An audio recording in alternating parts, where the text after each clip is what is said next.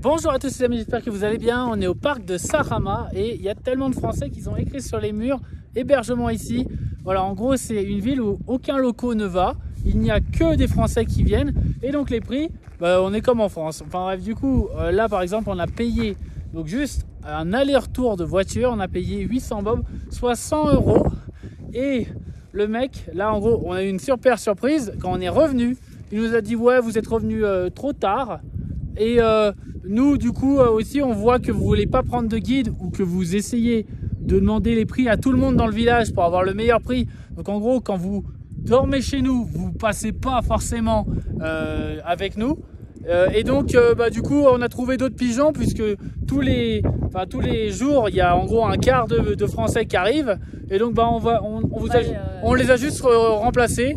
Il y a des gens, ils ont dit est-ce qu'on peut avoir une chambre double, et puis ils se sont dit eux, tu vois, ils ont la trentaine ou quarantaine, ils ont peut-être des enfants, oh là là, ils vont raquer, et donc ils nous ont juste têche parce que nous on dépense pas assez, sachant qu'on vient de dépenser 100 € avec eux ce jour-là, qu'on a dormi une nuit chez eux et qu'on avait négocié avant et que on s'était mis d'accord quoi. Mais on est à la bolivienne ici, s'il y a un mec qui arrive et qui a l'air plus fortuné que toi, et c'est la première fois que ça nous arrive. Et donc la tienda elle s'appelle Mario Yana, voilà, donc Posada de Mario Yana, un truc comme ça. Voilà, et donc globalement les gars ils cherchent la thune.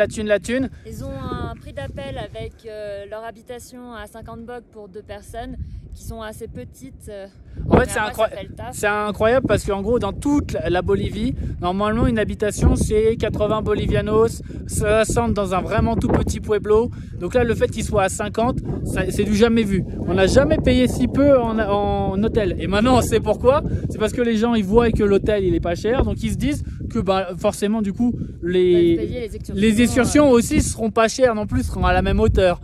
Mais en fait non, les 50 bolivianos c'est pour te mettre d'après 800 pour faire le moindre truc ici, voilà. Donc si vous avez des enfants, vous n'avez pas de voiture, c'est compliqué. Là par exemple pour aller faire, en gros il y a le Sarama qui est accessible mais c'est hyper technique. Il y a une autre montagne qu'on voudrait faire et qu'il faut marcher un jour entier, 20 km. Parinacota, il faut 20 km pour pouvoir faire cette montagne. Donc vous êtes prêts à faire... Le premier jour, après il y a le deuxième jour, il y a la montée. Hein. Oui, bien sûr. C'est pas que 20 km en tout. Non, c'est 20 km pour atteindre la montagne. Puis après, tu fais ton pic à 6000 mètres. Et après, tu rentres 20 km. Donc il te faut 3 jours pour faire un mont. Ou alors, il y a une montagne qui est juste même pas accessible à pied.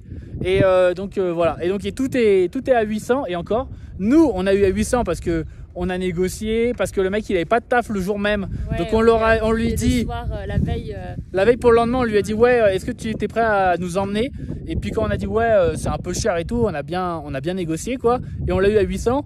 Les gens ont payé 1600 plus 100 € d'équipement généralement, enfin bref. Mais avec le guide, nous on était sans guide. Voilà. Mais bref, du coup, les prix, c'est du jamais vu en Bolivie. Ouais. Et normalement, un guide à la journée, c'est 600 bob aussi pour info. Voilà. Tu veux dire, là, ici... Un guide à la journée ici, ouais. Ok. C'est 600 bob. Ok. Voilà, écoutez, j'espère que ça vous aidera à prendre vos décisions. C'est quand même juste, on a fait comment c'est, Parinacota. Non, on n'a pas fait ça, on a fait Acotambo. Pardon, Acotambo. Et c'était très beau. Ouais. Mais alors, par contre, putain, ça coûte cher. Voilà.